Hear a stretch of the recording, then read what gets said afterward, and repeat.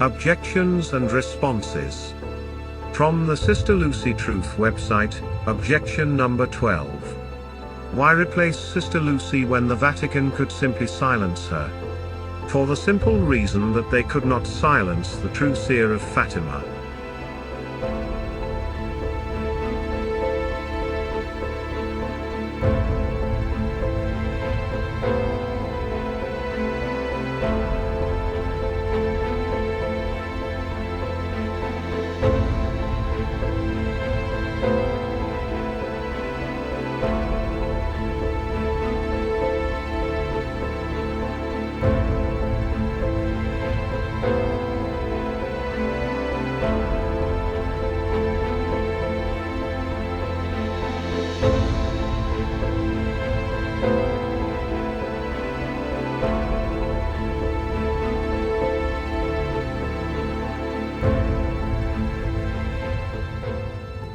Even more so, given the Vatican's 40 years of silence following 1960 and its relentless propaganda to water Fatima down into a vague and generic call to holiness, prayers, and penance. They not only needed the silence of Sister Lucy, they needed her undivided support.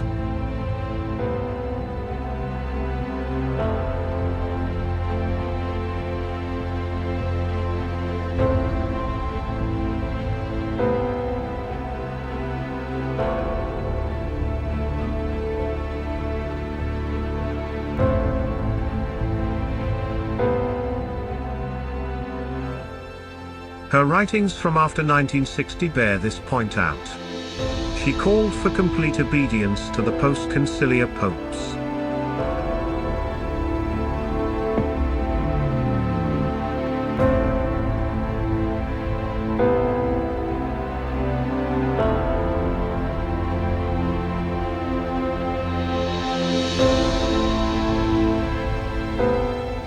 Her adulation of these popes culminated in her 1992 and 93 interviews and her supposed approval of the interpretation of the third secret given in 2000, all of which make the third secret about John Paul II, the great hero of Fatima.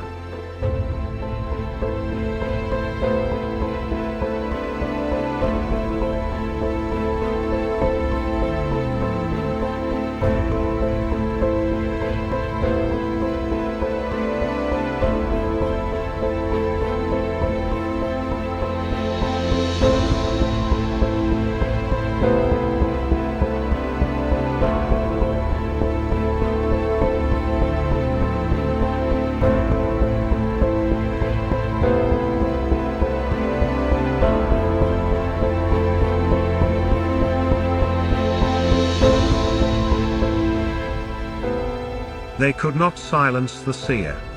Before 1960, she repeatedly insisted in her letters that obedience to our Lord and Our Lady compelled her to speak.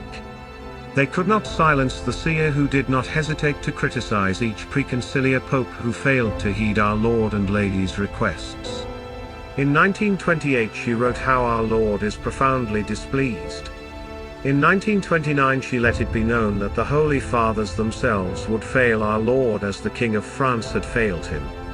In a 1935 letter to Father José Bernardo Gonçalves, Sister Lucy's confessor, she wrote, regarding the matter of Russia, "I think that it would please our Lord very much if you worked to make the Holy Father comply with his wishes." When Father Gonçalves wrote back in 1936 asking whether it was still necessary to insist on this point, she answered, "Believe me, if it were not for the fear of displeasing our good Lord because of my lack of clarity and sincerity, I would never have decided to speak so clearly."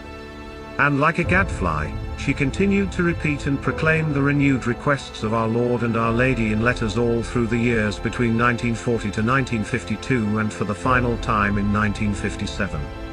At the end of 1957, she said in her interview with Father Fuentes,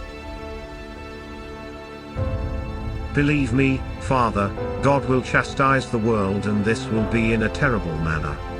The chastisement from heaven is imminent. The year 1960 is on us, and then what will happen? It will be very sad for everyone, and far from a happy thing, if the world does not pray and do penance before then." Not only was Sister Lucy silenced, but Father Fuentes was publicly disavowed.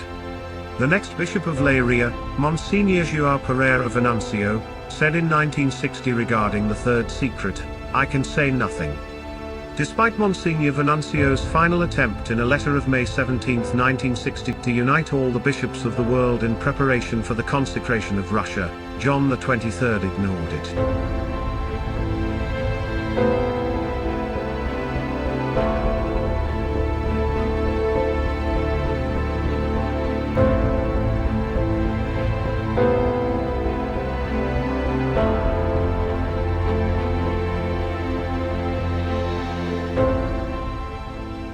From then on, not only silence from Sister Lucy, but any further word from her was in total agreement with whatever the church hierarchy wished to say about Fatima and the third secret.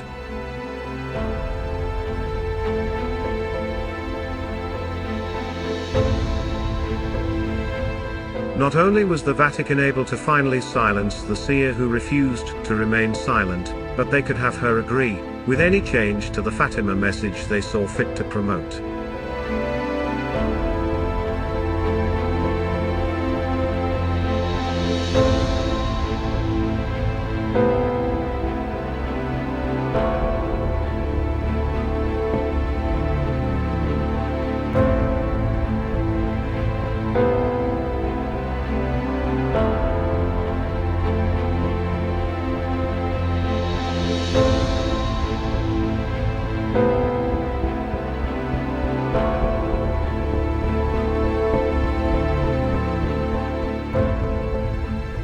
How do we explain this complete change in Sister Lucy's behavior, which occurred precisely after her final interview was published, in 1959?